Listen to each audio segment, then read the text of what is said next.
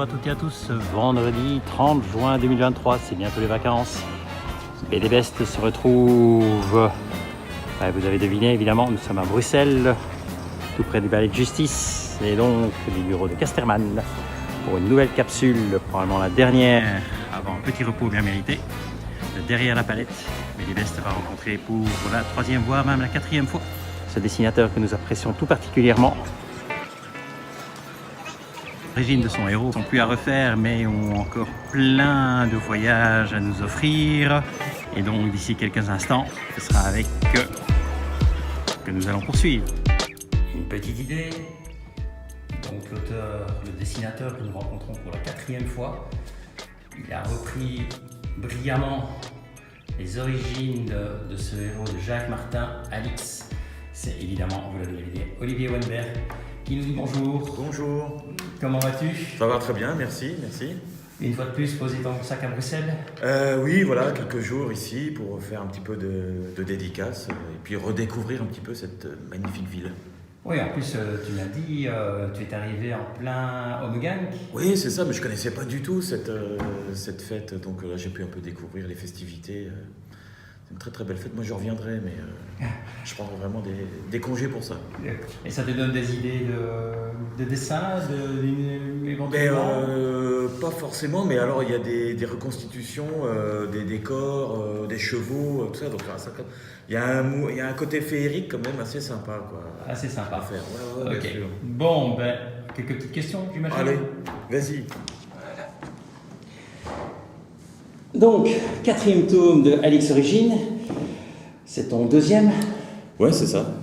Et alors, ça fait quoi? Maintenant, tu es bien dans les papiers, dans le film, Oui, je commence un petit peu à me familiariser avec le personnage, quoi, qui devient de plus en plus sympathique, quoi. De plus en plus sympathique, ouais. Oui, et qui vit des aventures de plus en plus, on va dire universelles, mais en tout cas mondiales. Ouais. Donc, tu nous l'envoies, enfin plutôt Marc nous l'envoie en Égypte. Oui.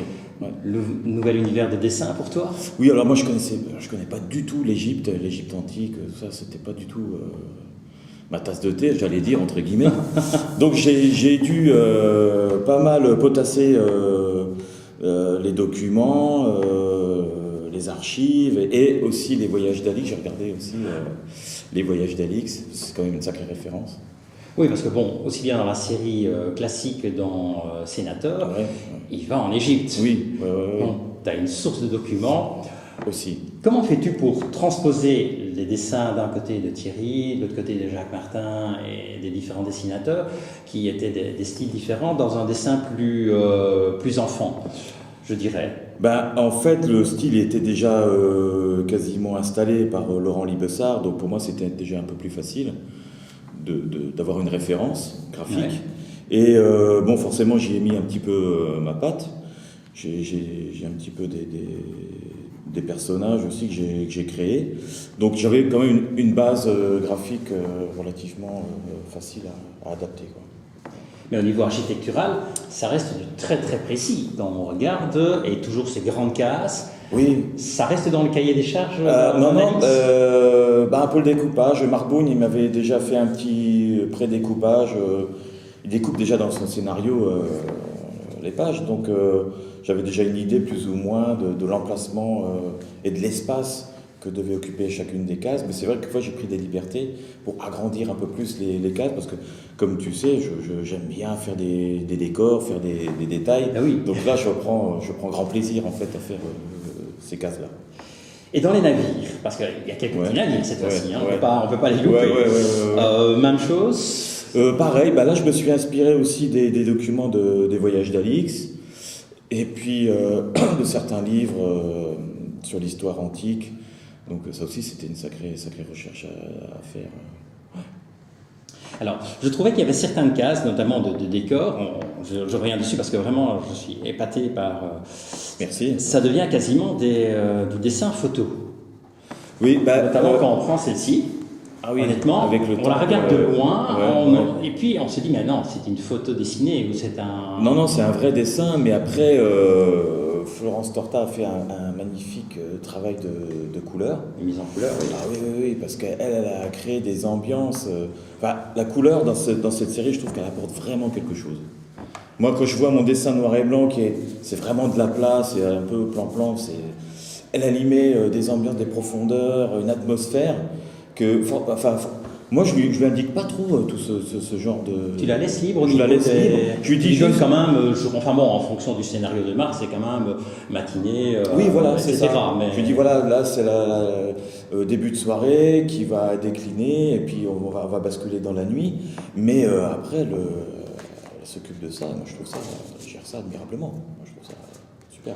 Par rapport à tout ça, t'as pas parfois envie de faire un voyage Alix aussi, le périple d'Alix Jeunesse, pour reprendre, parce que tu as énormément de décors, énormément de sites architecturaux, historiques. Ouais, non, pourquoi pas, ouais, c'est pas dans les tuyaux, mais c'est vrai que c'est des dessins que j'aime faire, en fait, l'illustration de monuments, illustration historique, non, ça me passionne. Voir un livre-jeu, Escape Game, Alix. Escape Game, pourquoi pas, un jeu vidéo, je sais pas, pourquoi pas, hein. Pourquoi pas. Y a-t-il eu un endroit que tu as préféré dessiner? Eh bien, oui. Alexandrie, en fait. J'ai adoré dessiner Alexandrie, parce que déjà je connaissais pas beaucoup cette ville. Et en faisant des recherches, je trouvais que c'était une ville passionnante, avec la plus grande avenue là, qui faisait des centaines de mètres de large. Et puis, c'est pas une vraie ville égyptienne, c'est une ville donc quand même grecque. Donc il n'y a pas les Égyptiens, ils se trimballent pas comme ça en costume égyptien, c'est beaucoup de Romains, de Grecs. Donc ça, le choc des cultures aussi, ça m'a intéressé. Alexandrie, la cosmopolite. Ouais. Et puis voilà, comme j'adore faire les détails, donc la ville avec toutes ses fenêtres, ses bâtiments, je voyageais dedans, moi j'étais plongé dedans. Voilà. Alors, il y a pas mal de nouveaux personnages qui apparaissent. Ouais. Il y a des personnages qui reviennent. Oui. Astérix. Hein, ouais. Comment l'as-tu imaginé? Astérix, il y avait des indications de Marc Bourgne. Et puis il m'a dit voilà, Astérix c'est comme ça. Donc moi de toute façon après j'ai repris, parce qu'Astérix il existait déjà dans le tome 1. Donc j'ai repris graphiquement un petit peu ce style-là. Mais mais au début on le retrouve esclave à Alexandrie. Donc il en a un petit peu bavé, quoi. Donc il faut lui créer un look, quoi. Voilà. Ensuite, il devient fort beau, ce jeune, enfin ce guerrier. Ben oui, parce que... Superbe, bien rasé. Voilà, parce que Bérénice l'a repéré finalement. Donc Astérix va accompagner Bérénice dans son voyage. Donc là, il faut quand même qu'il soit présentable. Y a-t-il des personnages que tu as aimé représenter ou imaginer en fonction du rôle qu'ils allaient jouer? Parce que plus ou moins jusqu'à la fin, on ne trouve pas trop. Hein. On ne sait pas trop qui est vraiment bon ou méchant. C'est ça Ça se cache un peu. C'était un petit peu pour brouiller les pistes, parce que Marc Bourgne, il m'avait donné des indications, notamment le Ektanak, le père de Towser. Il m'avait dit non, mais il faut qu'il soit un peu sévère, en fait. Justement pour brouiller les pistes. Alors on ne sait pas... Est-ce qu'il est méchant? Est-ce qu'il est gentil? Justement, on le saura qu'à la fin. On ne saura qu'à la fin. On ne dira pas. Voilà. Alors, pour ceci, il faut quand même lire un peu les tomes précédents. Ouais. La pauvre Alexia, elle en voit toutes les couleurs. Ouais. Donc là... Mais on est encore très très loin de Alix intrépide, parce que finalement, à la fin, tout semble se présenter fort bien. De nouveau, on ne va pas trop en parler, mais... Il y a un rebondissement, après, on est reparti, quoi. On est reparti. Pourquoi on peut avoir une petite info, pourquoi vont-ils repartir? La vie a l'air tellement belle, là. Je peux rien dire, c'est toujours pas... Parce que là, le prochain tome, c'est Laurent Libessard qui est en train de le dessiner. Oui, mais au niveau des scénarios, t'as pas une idée? Et Marc, non, ça, je sais où il va, mais je peux pas le dire. Je peux pas le dire. Parce que moi, c'est toujours la grosse question. Comment va-t-il se retrouver en Perse, finalement? Il me semblait qu'on était bien parti. Voilà que ça dérape de nouveau. Non, là, je pense que là, il y a encore des méandres. Voilà. Mais c'est ça qui est intéressant aussi dans cette série, c'est que on va devoir raccrocher les wagons à un moment donné dans les séries Alix classiques, mais là il y a encore tellement de liberté et on peut avoir des clins d'œil sur la série classique. Tout à fait. Et donc Marc Bourne, il s'amuse dans cet univers-là. Oui, d'ailleurs, en parlant de clin d'œil, vers la fin, il y a un petit clin d'œil sur un jeune Égyptien.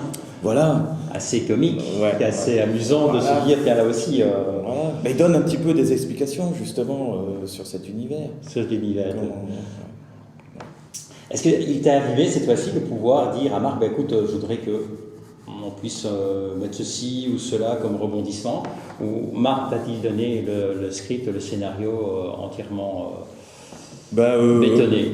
Non, là, il m'a donné tout le scénario Bétonné. tout bétonné, tout bouclé, de la première à la dernière page. Donc ça, mais pour moi aussi, c'est quand même assez relax parce que voilà, je sais où je vais en fait.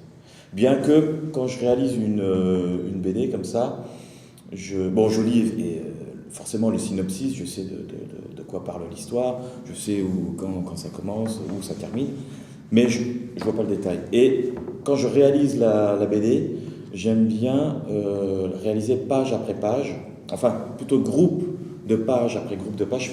En général, je fais 5 pages par 5 pages.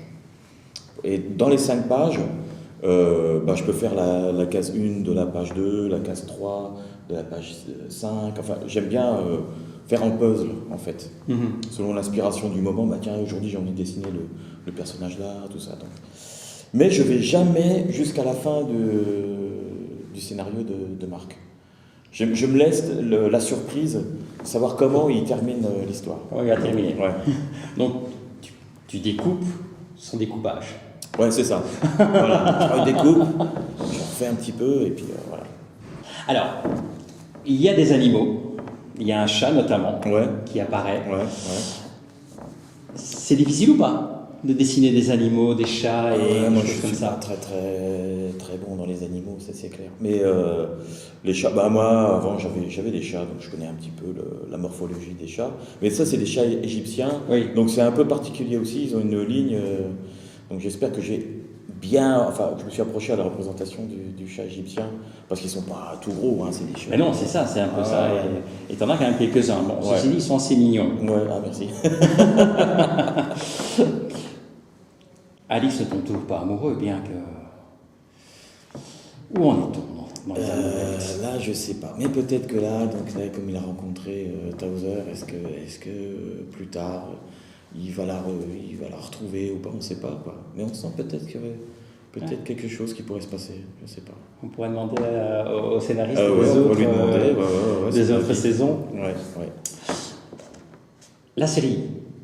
On a une idée du nombre d'albums ou bien on continue Non, alors actuellement, non. Je sais que Marc a écrit encore 2 synopsis. Oui. Donc 5, 6, 7, donc 7. Mais après, je ne sais pas où on va aller.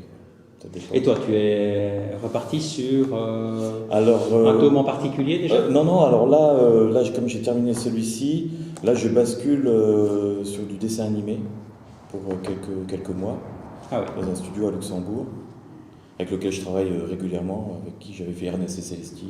Oui. Ça, voilà. Et puis niveau BD, je sais pas comment ils vont gérer après Alix Origine, si je reprends un ou... Après ça dépend aussi de mon planning à moi, parce qu'il y a aussi dans les tuyaux un reportage de Lefranc sur Dunkerque, mai 40, donc voilà, faut oui, l'an prochain il y a des événements qui se passent. Jimmy nous disait qu'il avait un gros événement l'an prochain. Aussi. Tu en fais partie? Voilà, commémorer les 80 ans du débarquement en Normandie, donc avec Philippe Jarbinet, on va écumer les plages et faire des sortes de dédicaces dans les musées. Oui, il disait que c'était essentiellement les musées et moins les... Enfin, il n'y a pas de librairie. Pour l'instant, parce que les musées, ils sont demandeurs de ce genre de manifestations. Et donc, tu sors un album à l'occasion ou simplement des dessins, illustrations? Là, on va reprendre les albums, on va remaqueter pour l'occasion les reportages de Lefranc. Et sortir un ex-libris aussi. Enfin là, c'est pareil, c'est encore en on réfléchit un petit peu sur... Avec réalité augmentée éventuellement sur... Non, je pense pas. Non. Parce que ça, c'est du boulot. Oui. Puis il faut planifier, c'est toujours pareil, il faut trouver le temps de créer ces choses-là, quoi. Alors, on va pas le faire trop long, puisqu'il paraît que tu as d'autres, après avoir bien mangé, on te remet au boulot. Que peut-on te souhaiter pour ces vacances qui arrivent? Des vraies vacances ou bien au contraire du travail? Si, des vraies vacances, ouais.